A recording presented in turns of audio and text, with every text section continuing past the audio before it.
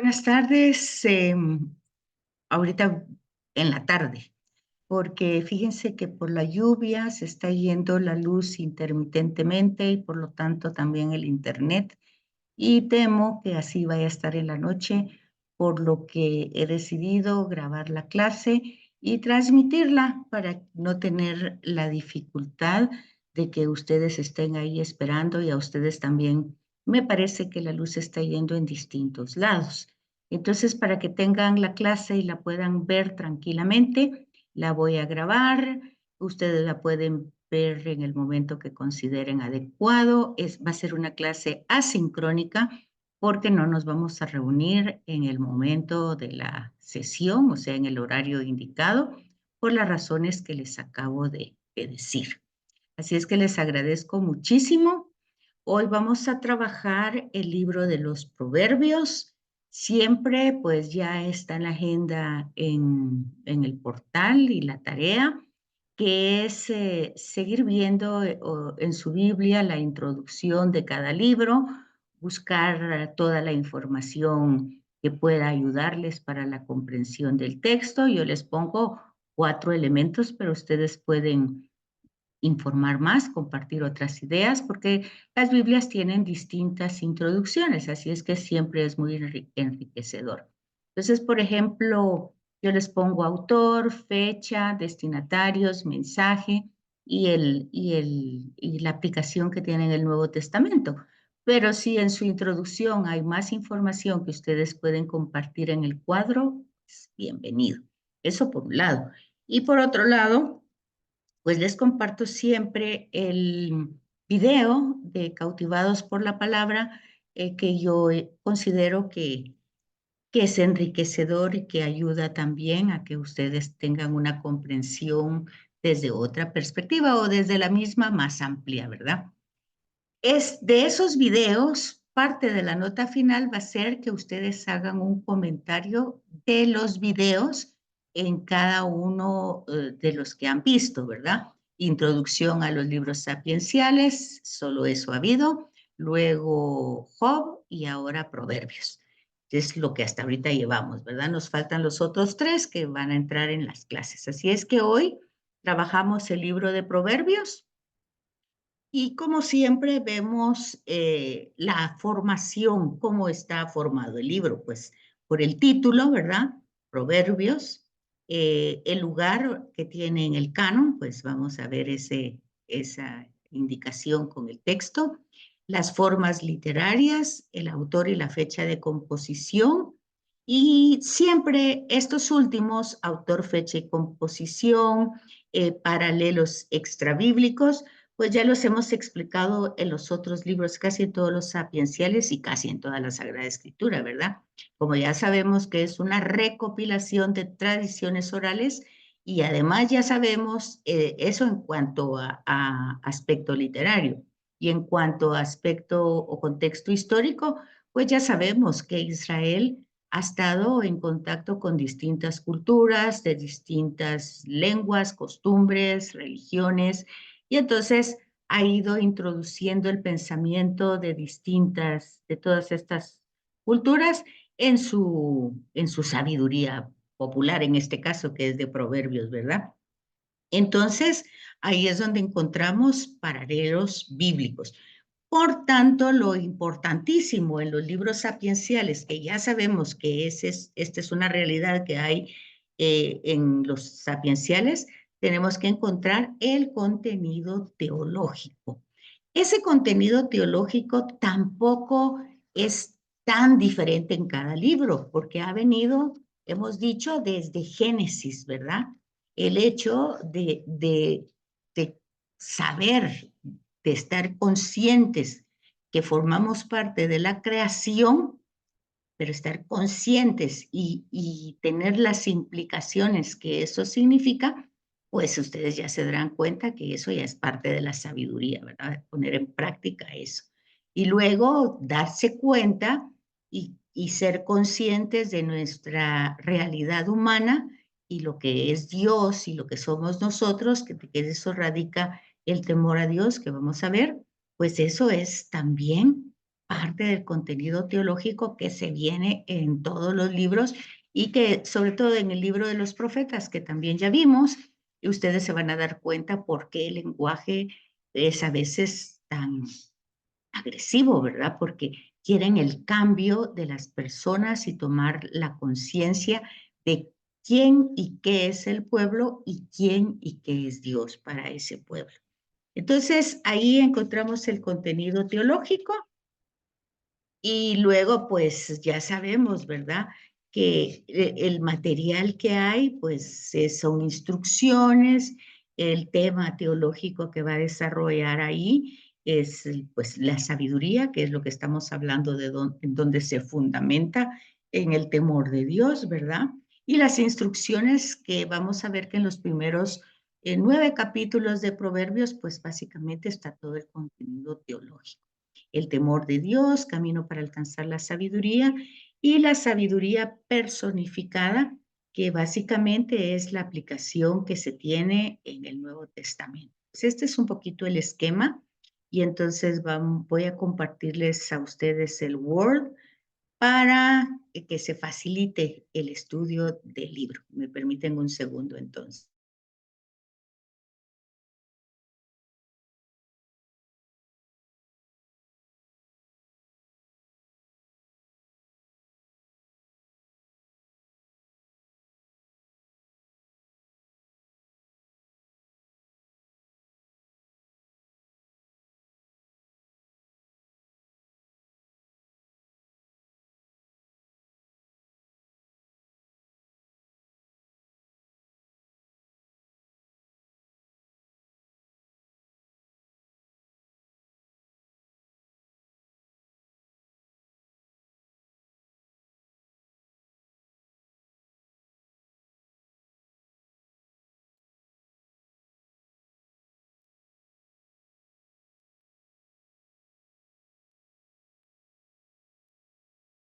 Bueno, pues entonces estoy compartiéndoles ahorita el Word del libro de los Proverbios. Voy a agrandar un poquito más la letra para que ustedes puedan leerlo. Permítanme un momentito, ahí está. Ok. Entonces, al igual que hicimos con los libros los Salmos, aquí en el libro de Proverbios también vamos a hacer un pequeño cuadro para que este facilite la ubicación. Se recuerda que en Salmos vimos las diferentes formas por la autoría que tienen y el mensaje que tienen para facilitar no solo la manera como hay que leerlo, sino la comprensión del sentido teológico que tiene cada uno de ellos. Entonces también aquí en Proverbios voy a compartir un cuadro que va a ayudar o facilitar a esa comprensión. Entonces, el libro de los Proverbios es fruto de la plurisecular tradición sapiencial del pueblo de Israel. O sea, mucha relación con distintas tradiciones seculares, o sea, no religiosas, ¿verdad? Pero los pueblos, aunque no tengan una sabiduría religiosa, tienen una sabiduría, popular. Y entonces esta tradición sapiencial tiene todo ese influjo, ¿verdad? Y que ha surgido de los distintos ambientes con que se ha relacionado Israel. Acuérdense que estuvo un tiempo en Egipto, estuvo exiliado en Babilonia, pues ha sido invadido por distintos imperios, cuando hablamos no solo de las tribus del sur, sino también de las del norte.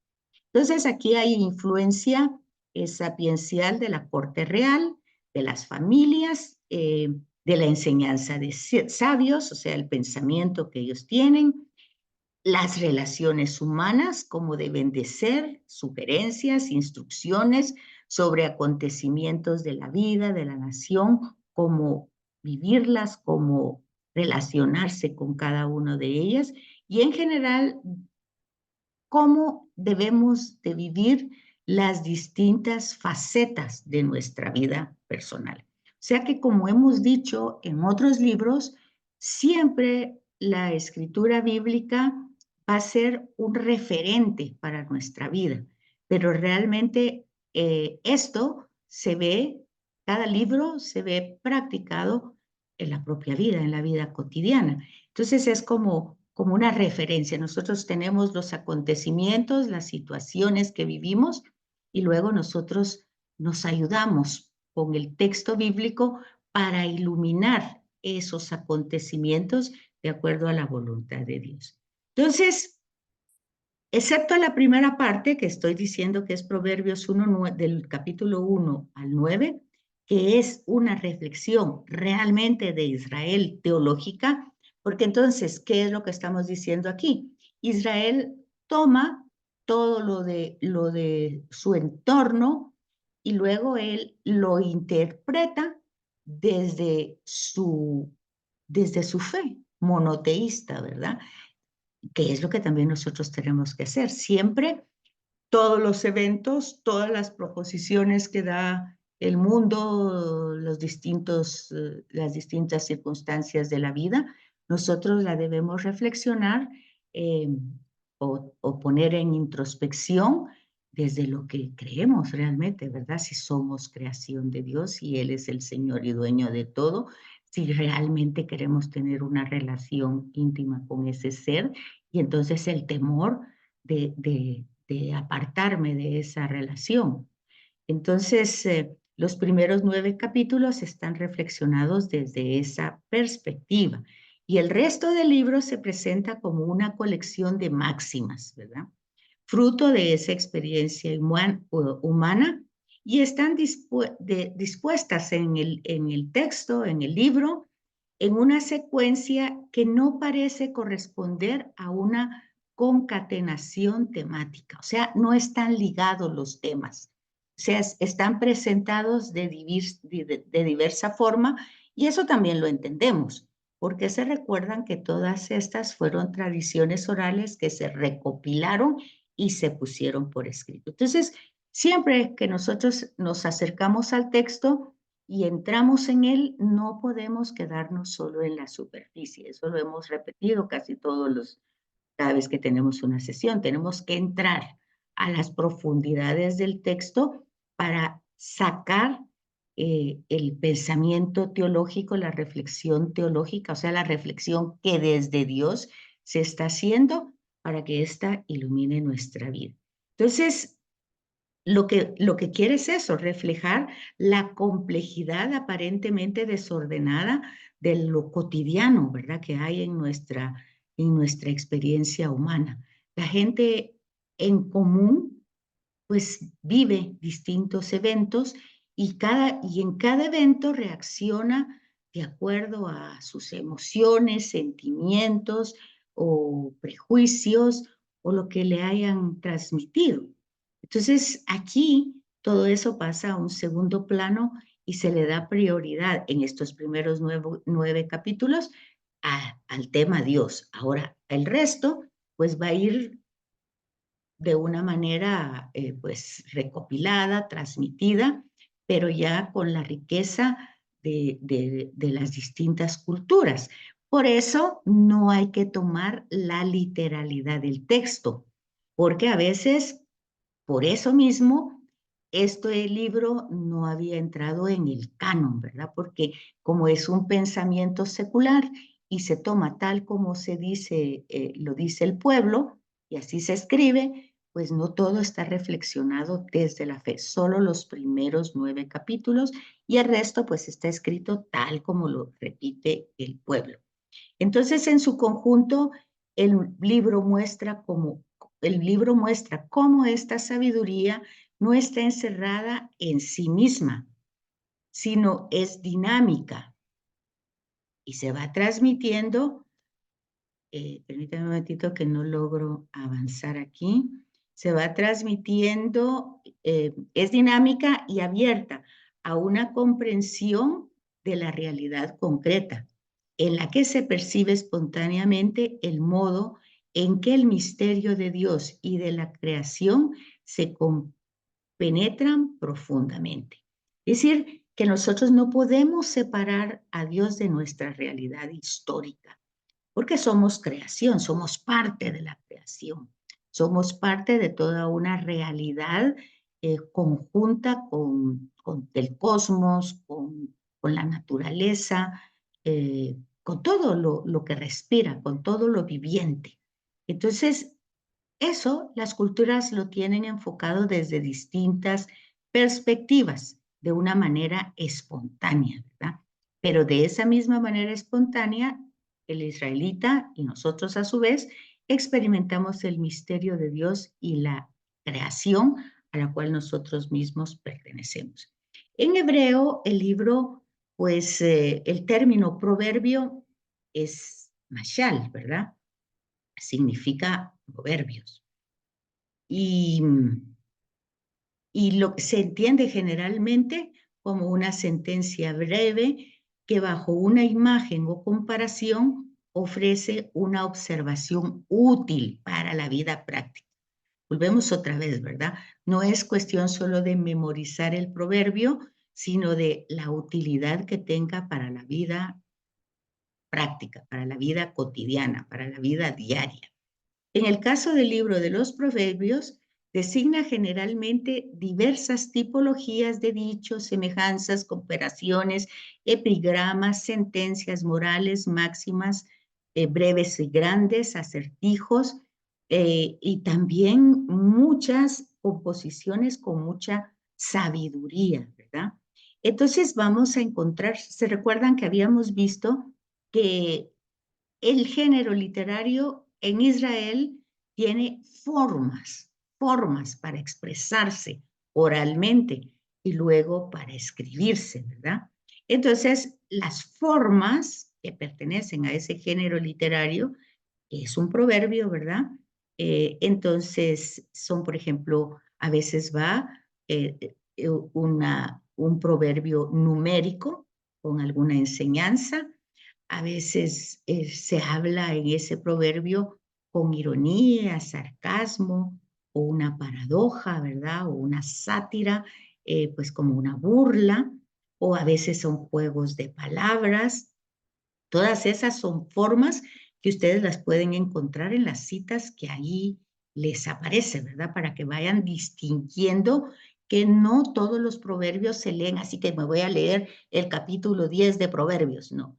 Cada uno de ellos es una enseñanza y cada uno de ellos tiene un mensaje y están recopilados y acuérdense, se han yuxtapuesto, se han mezclado.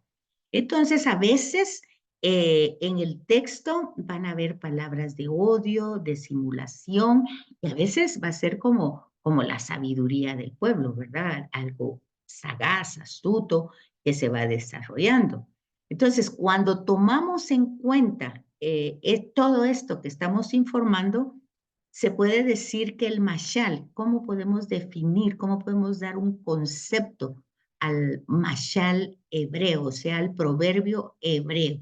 Entonces, ya el que ha recopilado y ha razonado desde su referente religioso de criatura, ¿verdad? De que Dios es su Señor, su creador. Y la dificultad que tiene de relacionarse fielmente con ese ser. Y entonces, ya desde todo esto que hemos dicho, nosotros podemos definir el mashal como una enseñanza de índole, en este caso, religiosa, ¿verdad? Basada en la experiencia milenaria de los pueblos con los que Israel ha tenido contacto y cuya formulación hace uso generalmente con figuras retóricas del lenguaje. En la Biblia hebrea, el libro de Proverbios se encuentra en los Ketubim, ¿verdad? O sea, es todos los ¿se acuerdan que la Biblia está dividida por el Pentateuco, los libros históricos, los libros sapienciales y los proféticos? Y entonces aquí el Ketubim es todos los que tienen una enseñanza. Y generalmente la Biblia hebrea va a continuación de los Salmos y del libro de Job, ya vimos. En nuestro canon, pues depende también la Biblia, ¿verdad? Pero generalmente va después del libro de los Salmos. Y hay que tomar en cuenta que al inicio se decía que tanto Proverbios, el Cantar de los Cantares y Eclesiástico eran escritos apócrifos. Ustedes recordarán que un libro apócrifo es un libro popular, no tiene una enseñanza religiosa, tienen algunas historias que pueden tomarse como didácticas o pedagógicas, pero en realidad no entran entre un libro inspirado y revelado. Pues ese es el caso de Proverbios, Cantar de los Cantares y Eclesiástico. De Cantar de los Cantares ya vimos por qué era que no había entrado en el canon, ¿verdad? Por un lenguaje tan sensual, de un amor tan ideal donde ni siquiera se menciona a Dios en ninguna parte, pues entonces eh, tuvo esa inconveniente, por decir así, para entrar en el canon desde el primer momento. Pero cuando ya se va viendo la profundidad de la escritura, se recuerdan que están aquellos 70 sabios que se reúnen y hacen la nueva revisión del canon, ya entran al canon tanto hebreo como cristiano y son los que nosotros llamamos deuterocanónicos. Ese libro de Proverbios, al igual que Cantar de los Cantares que ya vimos, pues se tomaban como apócrifos, porque adoptaban este lenguaje metafórico y, como les vuelvo a repetir, no formaban parte del criterio de inspiración y revelación, por lo que las autoridades religiosas los tenían excluidos por algunas incoherencias aparentes. Por ejemplo, aquí tienen Proverbios 26 del 4 a 5, que hay consejos contradictorios sobre el modo de responder a un necio. Entonces, ojo con eso, ¿verdad? Porque esa no es que lo haya quitado, ahí está. Pero no todos los proverbios los podemos leer exactamente igual, sino que estamos dando esta información en cada uno de los libros para poner como las herramientas de cómo se debe leer y obviamente utilizar las notas de pie de página y la introducción del libro, ¿verdad? Para tener esta información. Entonces, hay también otras alusiones, por ejemplo, la sabiduría personificada, que es decir, se habla tanto de ella con tanta vehemencia que puede oscurecer el término de la unicidad o de Dios mismo, ¿verdad? Pero justamente estos temas de la sabiduría personificada, pues van a ser un preludio para que nosotros veamos a Jesús de Nazaret como sabiduría personificada de Dios. Y entonces aquí vamos a ver cómo en el Nuevo Testamento pues va a tener gran acogida estos temas, ¿verdad? Y luego, pues vemos esto que les decía con anterioridad, cómo debemos ubicar las formas literarias, ¿verdad? Para tener claridad este cuadro sinóptico para distinguir fácilmente las diversas secciones del libro de Proverbios. Es importante que al igual que los salmos, nosotros los repasemos para darnos cuenta cómo son los temas y cómo los debemos leer y cómo debemos sacar la enseñanza que éste nos quiere transmitir. Entonces tenemos aquí en el cuadro que está dividido en secciones. Tenemos 9 secciones, cada sección con temas diferentes y con formas literarias distintas. Y el autor, pues, a veces es desconocido, o sea, anónimo, a veces un grupo de proverbios se le atribuyen a Salomón o a sabios de distintos tiempos. Y cuando decimos anónimos, pues ya sabemos, por lo que dijimos anteriormente, de que han sido, es sabiduría popular.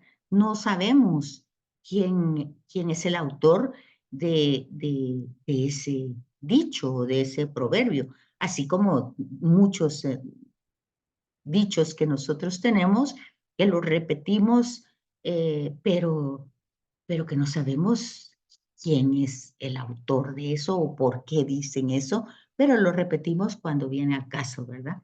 Entonces, aquí tenemos la primera sección que está del capítulo 1, versículo 8, al capítulo 9, versículo 18.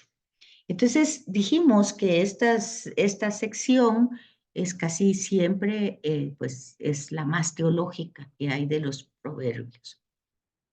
Y porque es el tema, invitación a adquirir la sabiduría. Vean ustedes que la introducción, por decir así, estos 9 capítulos nos invitan a adquirir esta sabiduría para dar frutos, porque de eso se trata. Y estas, la forma como están escritas, son en estrofas de 10 versos cada una. Entonces, es un poquito como un poema, porque está hablando de versos. Entonces, ustedes, pues ya se van a dar cuenta que no son, en los versículos, no están separadas, sino llevan como continuidad. Eso es como un bloque, ¿verdad? Y el autor pues es anónimo. Luego, la segunda sección va del capítulo 10, versículo 1 hasta el 22, fíjense. Y aquí van una serie de normas o reglas de conducta. Aquí van a encontrar ustedes distintas palabras que tenemos que ir viendo. Por ejemplo, yo las tenía aquí apuntadas porque a veces ya no tengo memoria para que se me queden todas, ¿verdad? Entonces ahorita se las digo. De la palabra dístico, que es una forma literaria. Entonces dice que la definición es, bueno, es una palabra griega, ¿verdad? Y más que todo se trata de temas, dice.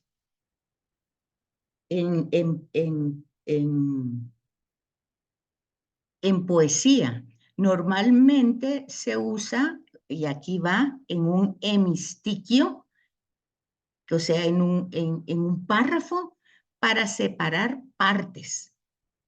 Y pone un ejemplo: con lumbre plácida desde el ocaso, dora, dejando alegre el apacible floresta. Entonces, son temas más bien literarios.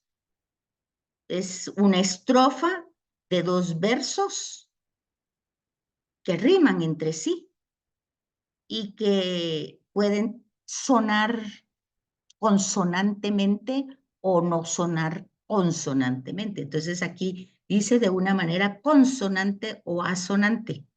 Y a esos grupos o a esas estrofas, pues se le llama hemistiquios. Todo esto es la forma literaria, ¿verdad? Y estos párrafos pues forman a veces paralelismo, y ese paralelismo a veces va como contrapuesto, o sea, antitético, va uno contra otro, o a veces va con sinónimos, con algo como comparaciones, ¿verdad? Eso aquí lo tienen ustedes en los capítulos del 10 al 15 y del 16 al 22. Fíjense que tómenlo esto como una manera ¿cómo se llama?, de enriquecer las formas literarias, porque cuando nosotros estudiamos un poquito de griego, un poquito de hebreo, nos damos cuenta que por fuerza tenemos que saber de conjunciones verbales, tenemos que saber de proposiciones, de conjunciones y de estas palabras que tal vez no están en nuestro vocabulario, como dísticos o hemistiquios, paralelismos, antitetismos o antitético o sinónimo. Entonces, todo eso de alguna manera nos enriquece. No pareciera como difícil, pero no lo es, ¿verdad?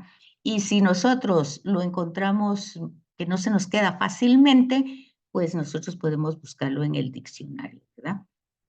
que es lo que yo hago, porque no crean que yo me lo sé todo esto, ¿verdad? Yo voy leyendo y hay palabras que voy apuntando aquí en el libro y que les estoy compartiendo a ustedes. Entonces, este grupo de capítulos que decimos que son como, tienen como tema reglas de conducta, pues son atribuidos a Salomón. Luego tenemos otro grupo que es el 3 y el 4, que va del capítulo 22 al capítulo 22, versículo 17, al capítulo 24, versículo 22, 23, y luego se va al 34. Entonces, aquí habla el tema sobre deberes hacia el prójimo. Pues a veces, ¿verdad? Tener un poquito el control, no ser tan iracundo. A veces habemos personas que con poquito o con mucho, quién sé yo, no sé yo, bien, pues sentimos la cólera, ¿verdad? Y reaccionamos inmediatamente. Pues entonces aquí hay ciertos consejos para ir eh, evitando lastimar al prójimo. Un poco es el tema de hoy, ¿verdad? Del Evangelio, de no responder con violencia.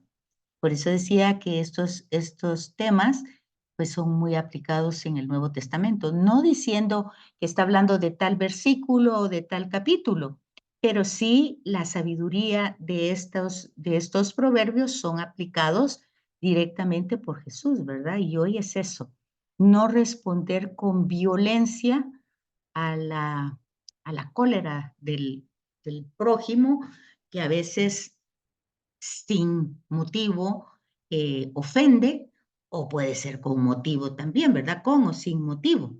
Entonces va a ir sugiriendo, aconsejando, pues la templanza, la prudencia, no ser perezosos, y esto se atribuye a los sabios. Y la forma que va a utilizar, pues son lo mismo, solo que está ya dicho de otra manera, pero es casi lo mismo que está dicho arriba. Dísticos con hemistiquios, y aquí está, pues, estrofas de 4 versos. Aquí arriba era de 2, que hacían paralelo o que hacían sinónimos, y aquí estos 4 versos son paralelos también con sinónimos o con antítesis, o sea, con una contraposición.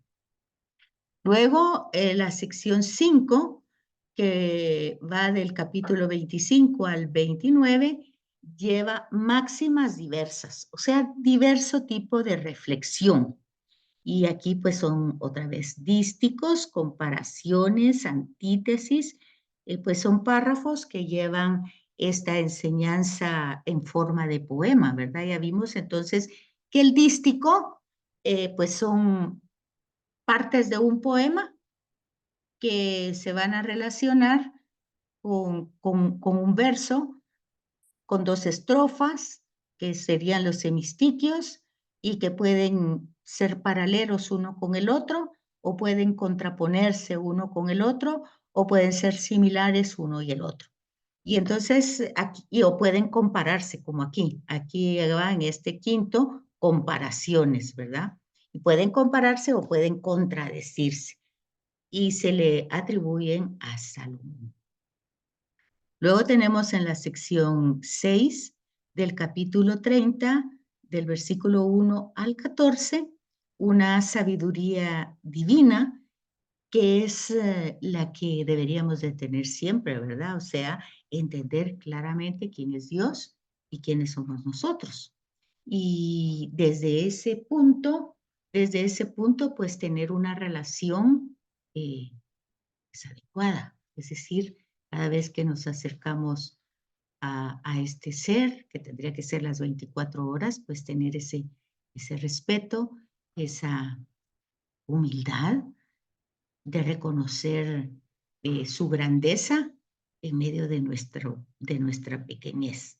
Entonces aquí encontramos estos versículos con estrofas de 4 versos, eh, que tienen paralelismos, o sea, a veces van casi comparaciones paralelismos, cosas muy parecidas a las que está diciendo, y su autor pues es Agur. Y luego en la sección 7, Mashalim es el plural de Mashal, ¿verdad? Entonces ahí tenemos proverbios. Meshalim serían el plural de proverbio, o sea, proverbios numéricos. Y también tenemos que la forma literaria son paralelismos, sinónimos y antítesis, y el autor anónimo.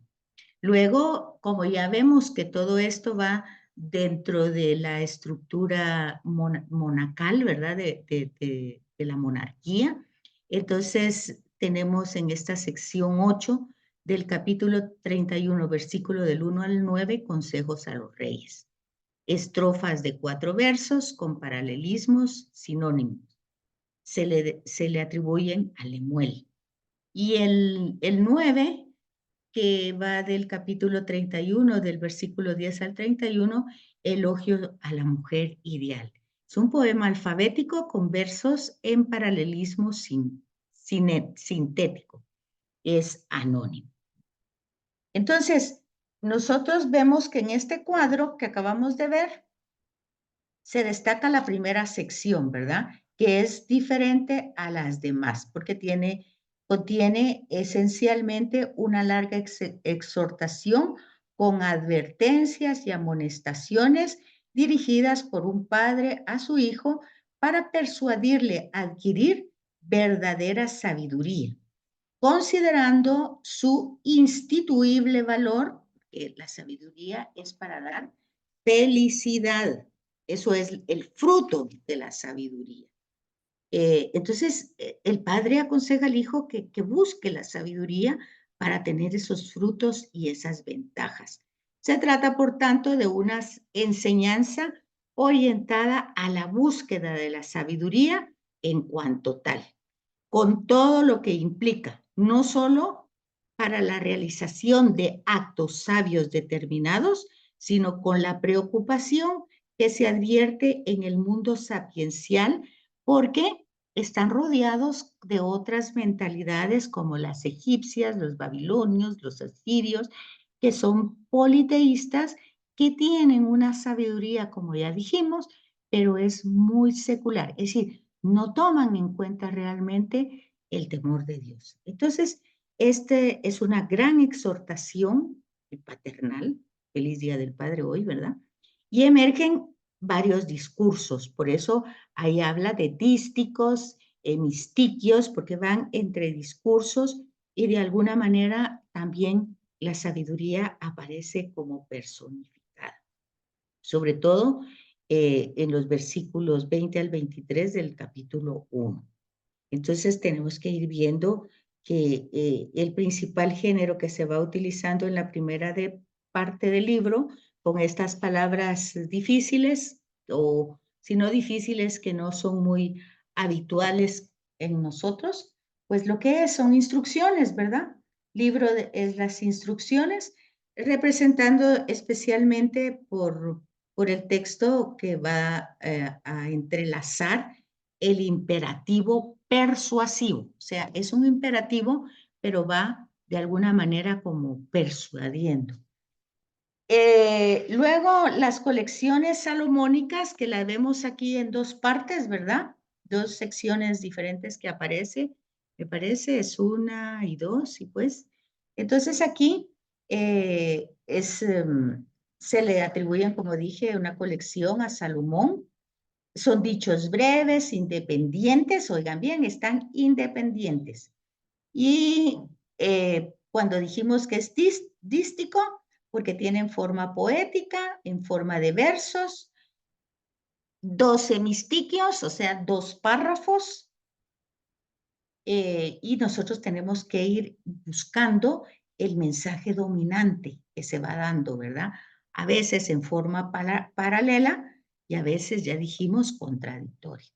Entonces, luego, los proverbios de los sabios también es una colección interesante, pues son palabras de los sabios, unos 50 proverbios con sus características comunes que se encuentran agrupados. Sin embargo, la alusión a una nueva colección que aparece aquí en el 23-24 sugiere que en su origen se trataban de dos colecciones diferentes.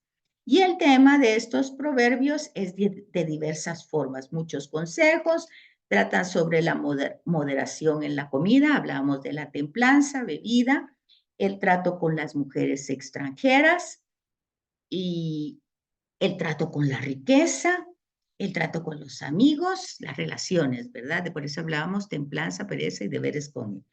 Y luego el apéndice, los dos últimos capítulos, contienen 4 composiciones atribuidas a diversos autores y que básicamente presentan el contraste de la grandeza de Dios y la pequeñez del hombre, y describen con tonos fuertes la malicia que se puede anidar en el corazón del hombre. Eso lo hace a través de comparaciones, argumentos y ante la observancia de lo que son las relaciones humanas, ¿verdad? Luego también está el tema de la justicia, que ya la vimos en Job, expresada con la lucidez y equilibrio necesario para quien tiene una responsabilidad social y pública, o sea, para que lo leyeran los gobernantes, ¿verdad? Y luego en la otra composición, la cuarta, pues básicamente va en esa misma línea. Entonces, este cuadro simbólico trazado por nosotros aquí es para la mejor posibilidad de comprender los proverbios. Y al final, pues lo que decimos, el elogio a la mujer, que se habla al final en el epílogo, pues se presenta una figura de sabiduría o del sabio, de aquel que ha escuchado la voz de la sabiduría y que ve en las personas pues ese gran valor de ser sabios, ¿verdad? Para la gloria de Dios.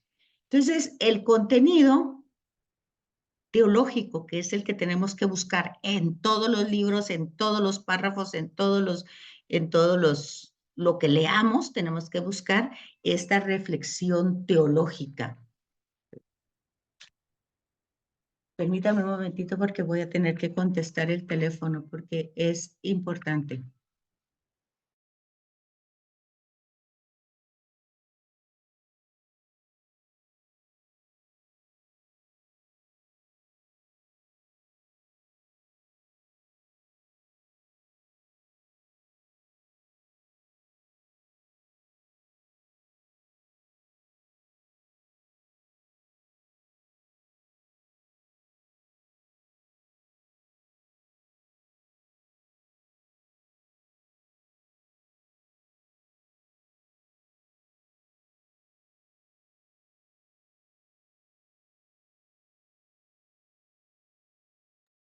Ay, disculpen un momentito, solo tenía que contestar. Permítame que vuelva a poner el Word porque creo que se salió. Ahí estoy.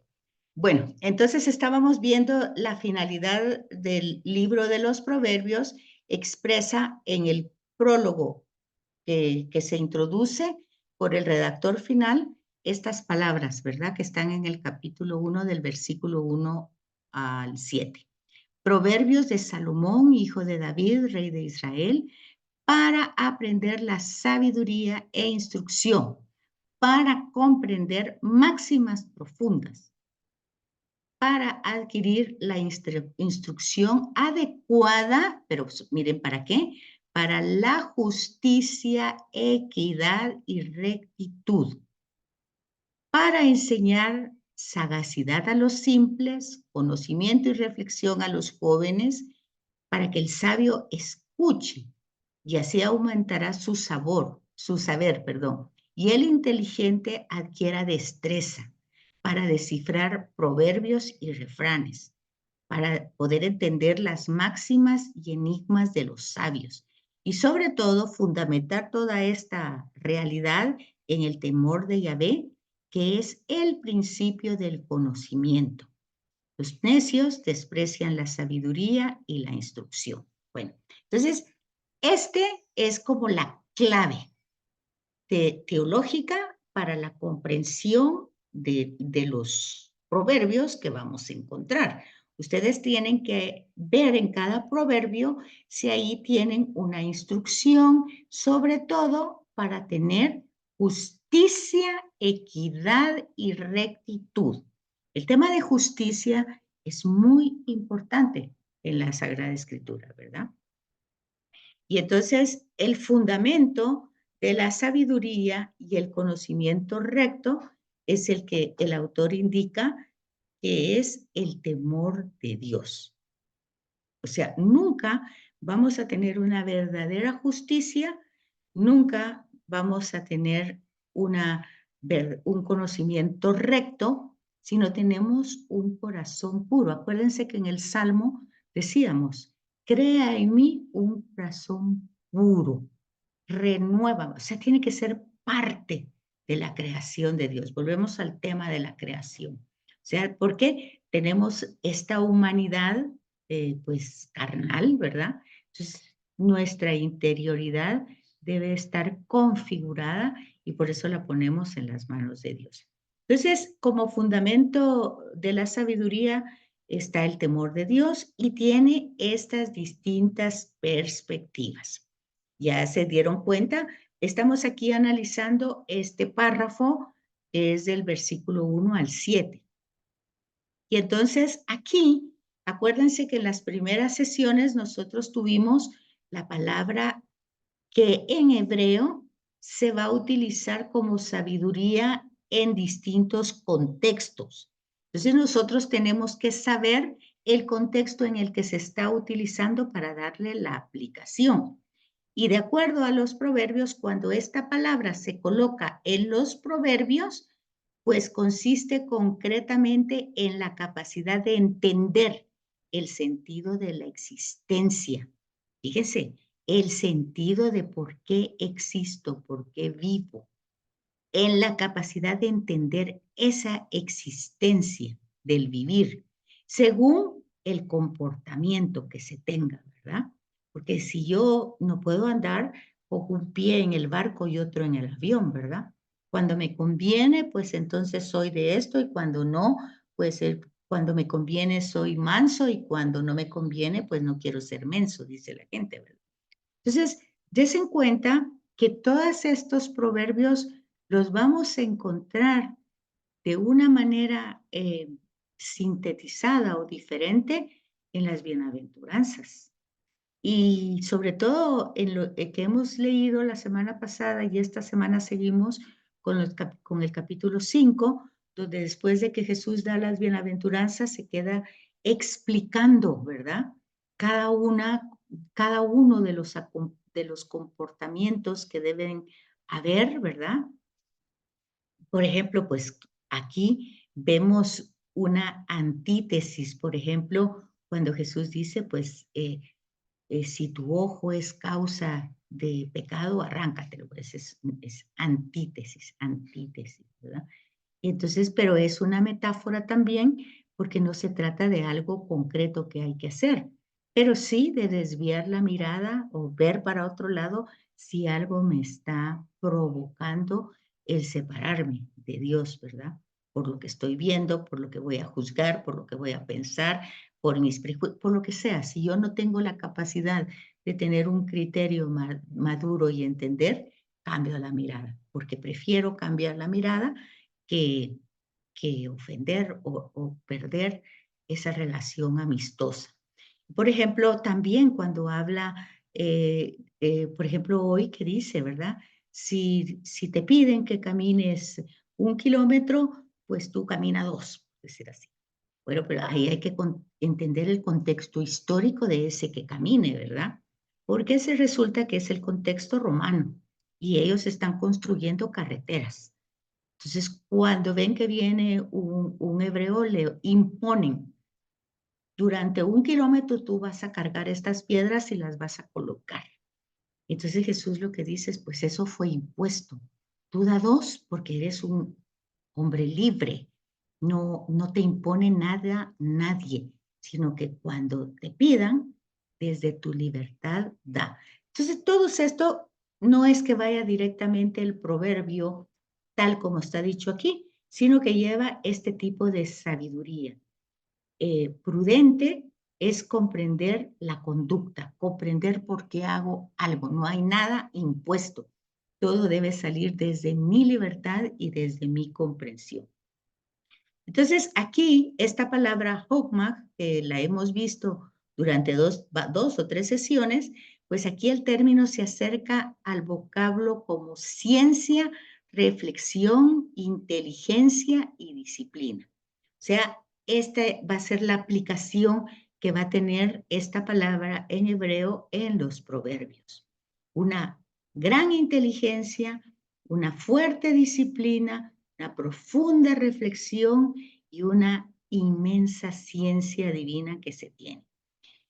Y de esta manera se presenta como una realidad alcanzable por todo aquel que verdaderamente la desea, acercándose a ella, guardándola en la memoria y en el corazón, temiendo el mal, alejándose de todo para darle el lugar central a Yahvé, ¿verdad? El lugar que le corresponde por derecho. O sea, cuando estamos hablando de justicia, estamos hablando que la primera justicia que debemos tener es darle a Dios el lugar que le corresponde por derecho, no por imposición.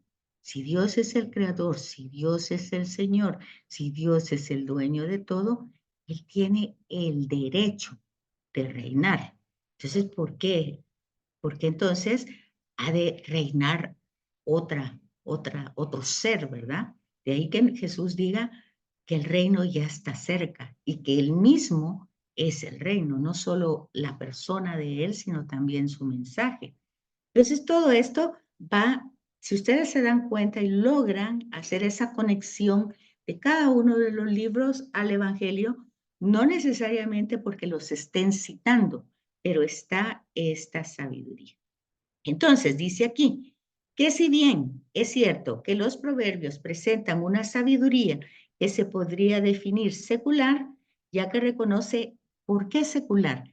Por esto, porque reconoce la capacidad de la razón para alcanzar debidamente una comprensión de sí mismo. O sea, está dándole una gran importancia a la inteligencia y a la razón y está diciendo que si la utiliza muy bien, puede llegar a su propia comprensión, no solo de sí mismo, de los demás y los del mundo. Entonces, aquí, esta parte es por la que les decía yo que no entraba directamente en el canon en la primera elección de los libros inspirados y revelados porque habla de ese realismo, ¿verdad? Sin embargo, la sabiduría teológica, que entra la reflexión, entiende que por sí mismo no se puede, no podemos hacerlo, ¿verdad?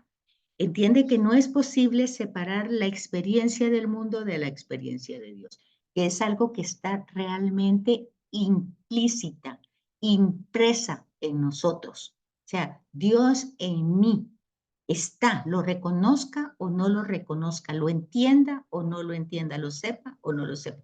Esa realidad implícita es la que realmente es la sabiduría, ¿verdad? Que no puede separarse de Dios porque Él es el creador. Y entonces la actitud religiosa hace posible ese encuentro acertado entre el hombre y la creación. Los que buscan a Yahvé lo comprenden todo, o sea, la sabiduría es Yahvé, no es mi razón, mi inteligencia. ¿Por qué? Porque yo debo de entender que como criatura, pues Dios me ha dado esa herramienta de la inteligencia, pero creaturalmente es limitada. No puedo abarcar toda la sabiduría del universo, del cosmos, de mí mismo, entonces, ni de Dios, ¿verdad? Entonces, pero si busco a Yahvé con todo el corazón, con toda la mente, con todo el ser, entonces puedo comprender. La justa relación con Dios, por tanto, es una condición sine qua non, o sea, que no se puede obviar. Es una condición que está, y si no está, pues no hay nada más. Es una condición extremadamente necesaria, sine qua non. Y desde esta perspectiva didáctica, se comprende que la sabiduría práctica que desea inculcar el libro de Proverbios se orienta a aquel hombre que reconoce sus límites y sobre todo la grandeza de Dios, que tiene la última palabra en todo proyecto humano para todos los escritos que se desarrollan. Entonces, luego se encuentran los distintos libros de la Biblia. El protagonista de la historia es siempre Yahvé. Yahvé es el protagonista de toda la historia, siempre. Nosotros tenemos el problema de quedarnos en las criaturas. Por ejemplo, la fe de Abraham, pero se nos olvida de que la fe es un don teologal, que primero Dios lo da. Obviamente, el hombre tiene que abrirse a ella, ¿verdad? Tiene que creerle, tiene que aceptarla, tiene que cultivar. Hay una serie de actividades o de actitudes proactivas de parte del hombre para que esta fe se realice, pero es un don que Dios da a todos. Pero nosotros nos quedamos centrados en las figuras bíblicas, Abraham, Jacob, los apóstoles, María, pero lo que nosotros debemos de ver es el protagonista que es Dios, que lo da, y obviamente sí, la persona humana que tiene la simpleza de corazón, lo que dice la bienaventuranza. Bienaventurado los pobres de espíritu. La pobreza de espíritu es saber que yo interiormente no tengo nada y lo que tengo lo recibo. Y si lo recibo, lo agradezco, lo cuido, lo cultivo para que dé frutos. Entonces, todo esto lo encontramos en todos los libros, ¿verdad? Que es Dios el único protagonista en toda la escritura y Él es el único que conoce el corazón del hombre y por lo tanto es el único que puede sondearlo. Y luego vemos aquí que el temor de Dios es el camino para alcanzar la sabiduría. Entonces, a la luz de las consideraciones expuestas anteriormente, no sorprende que el tema del temor de Dios adquiera un relieve especial en el libro de los Proverbios, siendo mencionado frecuentemente desde el principio del libro como condición necesaria para alcanzar la sabiduría. En hebreo, así se escribe temor, yijar, yiham, temor. Y esa palabra corresponde a respeto, devoción, veneración, obediencia, sumisión, consideración, deferencia, cortesía, estima. Si se dan cuenta, se refiere más a una actitud humilde, acogedora y sobre todo confiada.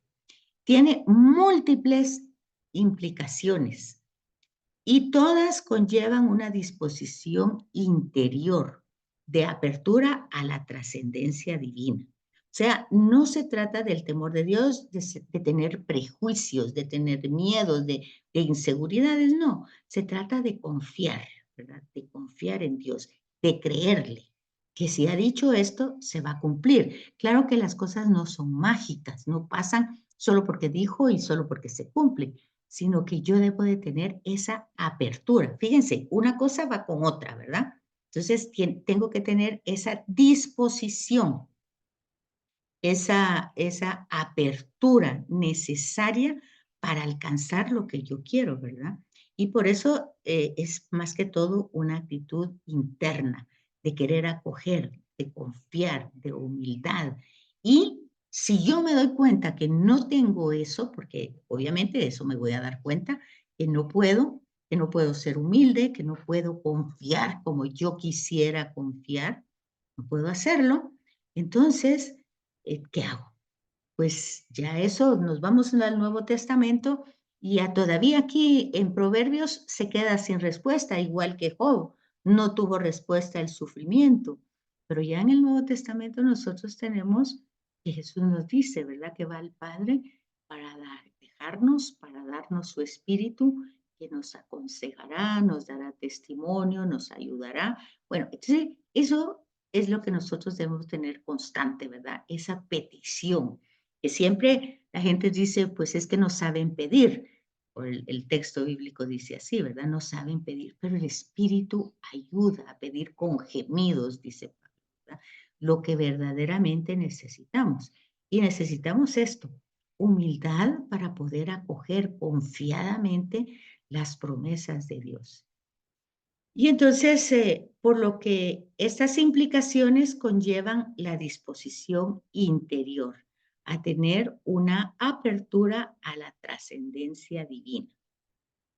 Luego, lo que decíamos anteriormente de la sabiduría personificada, que como ya se deben de haber dado cuenta en todos los libros del Antiguo Testamento, está una figura, está una promesa, está un tema importante teológico de reflexión, pero no está la conclusión, la solución, ¿verdad? Eso ya tuvimos que haberlo entendido. Encontramos distintos lenguajes, distintas formas de expresión, todas relacionadas con Dios, pero se queda abierta la, la, la reflexión. No da una conclusión concreta. Esa la encontramos hasta el Nuevo Testamento. Todas las respuestas las encontramos con Cristo. Entonces aquí el tema de la sabiduría personificada es un preludio de la doctrina del Nuevo Testamento sobre el Verbo encarnado. Entonces imagínense, hemos estado hablando en los proverbios del tema de la sabiduría, de dar enseñanzas, instrucciones, pero ya aquí el tema es la sabiduría hecha persona. Y también hemos visto que los proverbios pues son palabras, ¿verdad? Ya hemos visto que son palabras que instruyen. Entonces, este verbo es la palabra de Dios que se encarna, que toma forma humana. Entonces, el concepto de sabiduría que vimos en estas páginas que hemos puesto, que acabamos de examinar, exige que nosotros la puntualicemos y que veamos este Proverbios del 1 al 9 que habla de una sabiduría que no solo se presenta, sino se autopresenta. No solo es una sabiduría que se da, sino que está realmente personificada, por lo tanto, esa misma persona se presenta, ¿verdad? Se autopresenta. No solo se da el mensaje, la instrucción, como en Proverbios, sino ahora hay una persona que la transmite vivencialmente hasta las últimas consecuencias, como vimos en Job. El tema del sufrimiento se soluciona, o sea, se soluciona en el sentido de comprensión, ¿verdad? En sentido de darle al sufrimiento un sentido en la pasión, muerte y resurrección de Jesús, porque ahí vemos el amor extremo de Dios que lleva hasta sus últimas consecuencias. Y entonces aquí, en la sabiduría que vamos viendo desde distintos ámbitos culturales y regionales, pues vemos que se personifica, se hace persona y lleva también este mensaje y esta persona hasta sus últimas consecuencias. Entonces, es bien importante darnos cuenta cómo ese hilo conductor va desde un extremo hasta el otro. Y así fijarnos que la encarnación no es algo pues que pasó en un momento ni por culpa de, ni a causa de, sino está en el proyecto de Dios que lleva desde el principio en la creación el deseo de tener una relación íntima con el ser humano. El problema es que el ser humano no quiere eso, ¿verdad? Pero Dios sí. Y entonces hasta sus últimas consecuencias sigue ese proyecto sin jamás pues frustrarse por poner un antropomorfismo en Dios, ¿verdad? Porque Él jamás se frustra, es Dios, es sabio, lo sabe todo, lo conoce todo. Ya saben ustedes, si voy al fondo del océano, Dios sabe eso, si voy al fondo del cosmos, también lo sabe. O sea, Dios lo sabe todo, sí, lo conoce todo, es Dios. Entonces, esa sabiduría personificada, cuya manifestación concreta se impone y no puede ser desmentida. O sea, cuando nosotros vemos esa realidad de que Jesús de Nazaret es sabiduría de Dios, cuando vemos en el mensaje evangélico que dice, Moisés les dice, pero yo les digo, no es que quiera ser una figura más imponente que Moisés, sino que tiene la autoridad. Acuérdense, aquí lo que hemos visto en Proverbios es que el sabio tiene la autoridad de decir las cosas. Es una manera de hablar, una retórica que tiene autoridad para decir lo que tiene que decir.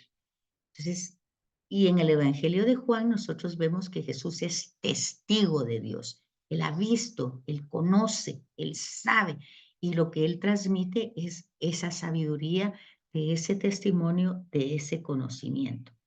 Entonces, esa manifestación, cuando yo la veo en el Evangelio, que es concreta, que la traigo desde el Antiguo Testamento, la voy viendo desarrollarse sin dar su completa, digamos, su completa resolución del tema. Cuando yo veo esa manifestación, pues ya se impone como algo real, que no puedo desmentir. O sea, no, eso no es cierto, no, eso no es así. No, yo no puedo desmentirlo, porque es la propia experiencia, la que me da esa certeza, ¿verdad?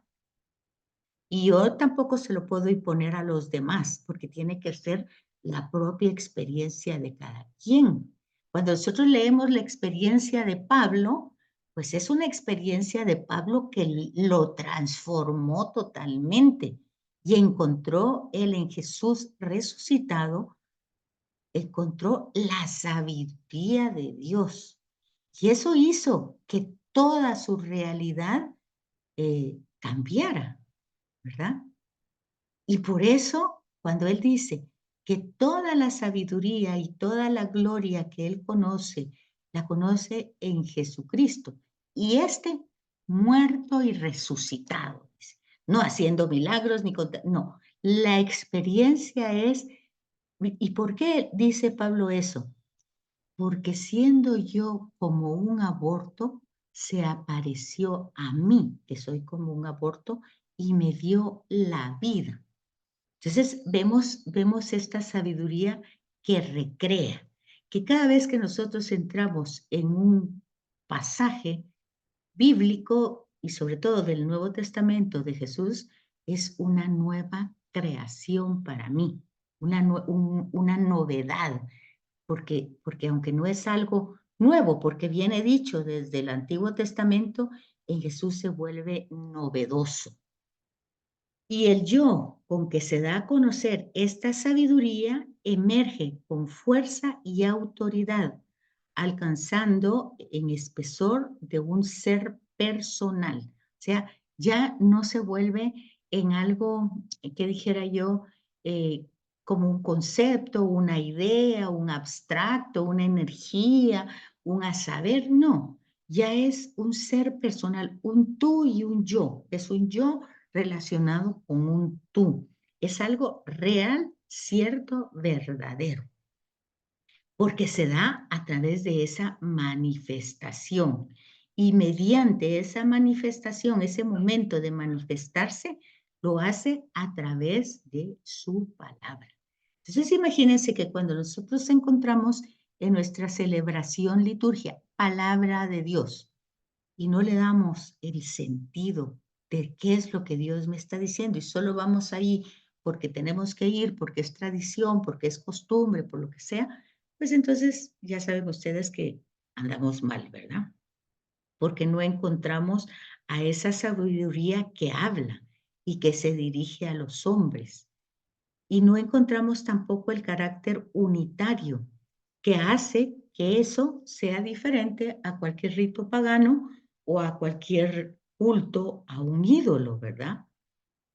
Porque esta personificación de la sabiduría aparece dotada, además de sensibilidad, con capacidad de hacer, gozar, de amar, constituyendo las delicias de Dios. ¿Cuál es la delicia de Dios?